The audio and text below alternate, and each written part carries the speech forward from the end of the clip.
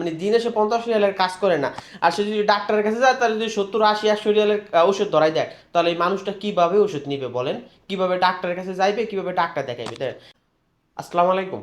আমি রাসেল শাকিল আছি সৌদি আরব থেকে। দেখেন, একটা বিষয় জানানোর জন্য আর কি, আমাদের প্রবাসীরা যারা সৌদি আরবে আসে তারা বিভিন্ন রকমের রোগে ভোগে, বিভিন্ন রকমের অসুখে ভোগে।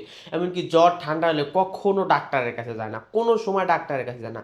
আপনার 2 দিন 4 দিন 10 দিন যদি জ্বর থাকে তারপরে ডাক্তারের কাছে যায় না। যখন তার একবারে বিপদে পড়ে যায় তখন ডাক্তারের কাছে যায়। কেন যায় জানেন? একটু নমুনা দেখাইতেছি, সামান্য একটু নমুনা। হ্যাঁ, একটু দেখাইতেছি, দেখেন। এই দেখেন আমার এই দেখেন, আমার সামান্য একটু ঠান্ডা লাগছে। হ্যাঁ, মানে সকালবেলা ঘুমের তো উঠলে, সকালবেলা ঘুমের তো উঠলে শুধু হেসি আসে। হ্যাঁ, শুধু হেসি আসে, আর আমার ওখানে একটু নাক দিয়ে পানি আসে, বাস। আমি ডাক্তারের কাছে গেছি, আমি বলছি শুধু অ্যালার্জির সমস্যা, শুধু ভাই শুধু অ্যালার্জির সমস্যা, আর কোনো সমস্যা নাই। দেখেন, আমার ওষুধ ধরাই দিছে আপনার 70 রিয়ালের। দেখেন, আমার 70 রিয়ালের ওষুধ ধরাই দিছে, বাংলার আপনার 2000 টাকার ওষুধ ধরাই দিছে। হ্যাঁ, 2000 টাকা ধরাই দিছে। তো একটু ঠান্ডার জন্য যদি হ্যাঁ, একটু ঠান্ডার জন্য যদি ডাক্তারের কাছে যায়, দেখা যাচ্ছে কাজ করে মনে করেন অনেকে প্রতিদিন 50 রিয়ালের কাজ করতে পারে না। ভাই, বর্তমানে পরিস্থিতি একবার ভয়াবহ সৌদি আরবের, তারপর অনেকে 50 রিয়ালের কাজ করতে পারে না। 50 রিয়ালের মানে দিনে সে 50 রিয়ালের কাজ করে না। আর সে যদি ডাক্তারের কাছে যায় তার যদি 70, 80, 100 রিয়ালের ওষুধ ধরাই দেয়, তাহলে এই মানুষটা কিভাবে ওষুধ নিবে বলেন? কিভাবে ডাক্তারের কাছে যাইবে, কিভাবে ডাক্তার দেখাইবে? দেখেন, এই একটা স্প্রে ধরাই দিছে। একটা স্প্রে ধরাই দিছে।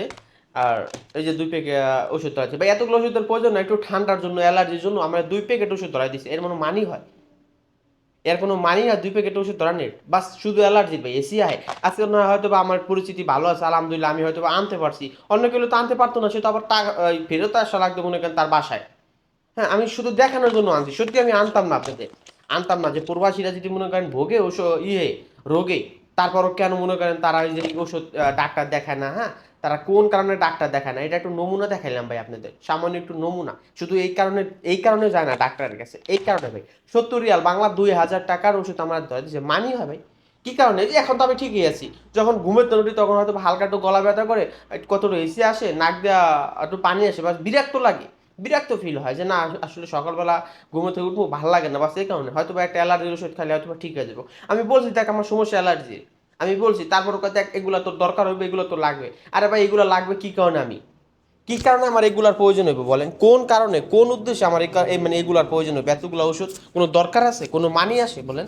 বাংলাদেশে ভাই হয়তো বা কি এই বিষয়টা ভালো যে বাংলাদেশে একটু ঠান্ডা ঠান্ডা লাগলে হয়তো বা 250 রিয়ালের ওষুধ দিলে ভালো হয়ে যায়, আর আমরা 2000 টাকার ওষুধ ধরাই দিতে। দেখেন, আবার একটু দেখাইতেছি, এই দেখেন। এই দেখেন 2000, এই দেখেন, এই যে মানে 1 প্যাকেট ওষুধের কি দরকার হয় ভাই বলেন? হ্যাঁ, 1 প্যাকেট ওষুধ ধরাই দিছে আমার। এই 1 প্যাকেট ওষুধ আমার ধরাই দিছে, এই এক প্যাকেট। আর এই যেটা হলো ড্রপ, হ্যাঁ, নাকে দেওয়ার ড্রপ, বাংলার আপনার 2000 টাকার ওষুধ হয়ে দিছে। হুম, মানে কি একটা পরিস্থিতি ভাই সৌদি আরবে, কি একটা পরিস্থিতি। আমার তো আলহামদুলিল্লাহ, আল্লাহ আমার একটু ভালো রাখছে মোটামুটি। আমার সমস্যা নাই, আমার সমস্যা নাই, আমি হয়তো বা ওষুধ কিনা খাইতে পারবো বা আনতে পারছি। অনেকের দ্বারা সম্ভব না ভাই, অনেকের দ্বারা একবারে সম্ভব না, কারণ সে প্রতিদিন 50 টাকা কামাই করে।